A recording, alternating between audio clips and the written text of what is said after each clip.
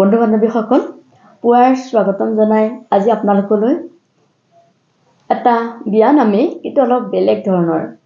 সদায় কইনা বিয়া, দৰা বিয়া বা লগুণজনী, তুলনি বিয়া এই নামবিলাক দি আছিলোঁ। আজি ভাবিলোঁ এটা বেলেগ নাম, যিটো নাম মোৰ মায়ে প্ৰথমতে মোক সাধু কথাৰ দৰে কৈছিল। মই যেতিয়া নিচেই সৰু আছিলোঁ, LP স্কুলত পঢ়ি আছিলোঁ, সাধু কথাৰ দৰে। তাৰপিছত মায়ে নাম হিচাপে গাইছিল, মোৰ তেতিয়া অন্তৰত লাগি গৈছিল আৰু মোৰ বস্তুটো মনত ৰৈ গৈছিল। ভাবিলোঁ আজি সেই নামটো আপোনালোকলৈ দিওঁচোন।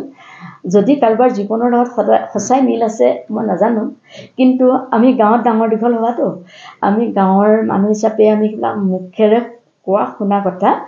তেতিয়া তেনেদৰে আৰু পেপাৰখনেই আছিল বা অন্য তেনেকুৱা নাছিল আৰু। গতিকে মই নামটো গাম, যদি ভাল লাগে আপোনালোকে ক'ব, আৰু কাৰোবাৰ জীৱনৰ লগত যদি মিলি গৈছে মোক ক্ষমা কৰিব। মোৰ ভাল লাগে কাৰণেহে মই গাম। মই আৰম্ভ কৰোঁ।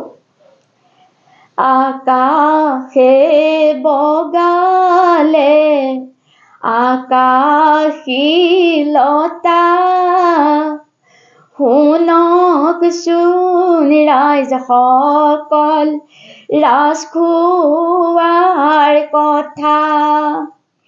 তেওঁৰ নাম আছিলে উপেন ৰাজখুৱা, ধুবুৰী কোৰ্টত জাজ কাম কৰা। তেওঁৰ কইনা আছিল 3 গৰাকী, সোণালী, জোনালী আৰু ৰূপালী।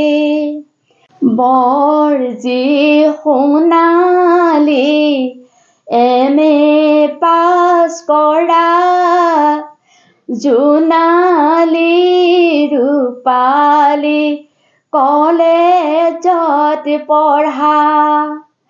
তেওঁলোক আছিলে গুৱাহাটীত পঢ়ি, দেউতাকে মাতিছিল টেলিগ্ৰাম কৰি।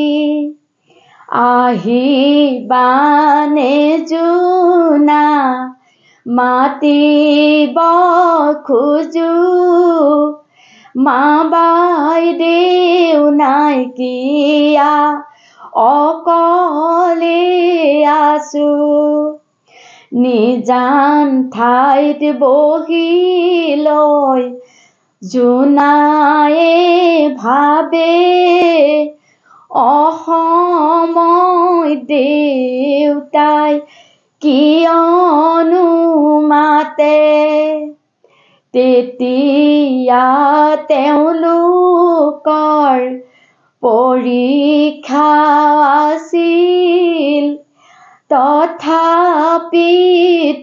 তেওঁলোক ঘৰলৈ আহিল।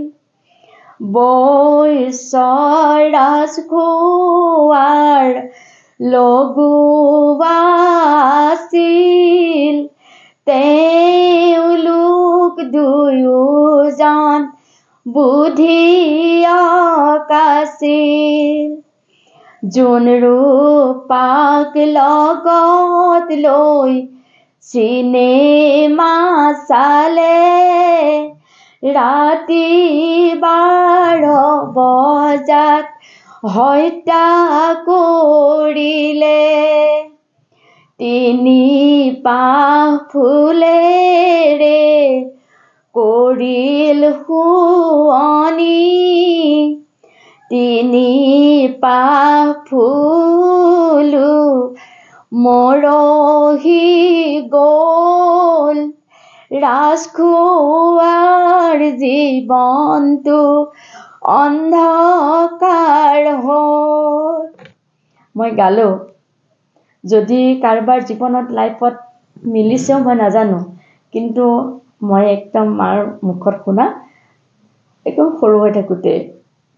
গতিকে মোৰ মনটোত কিবা এটা লাগিল, মোৰ অন্তৰত সোমাই গৈছিল, সেয়েহে মই আপোনালোকৰ মাজলৈ দিলোঁ।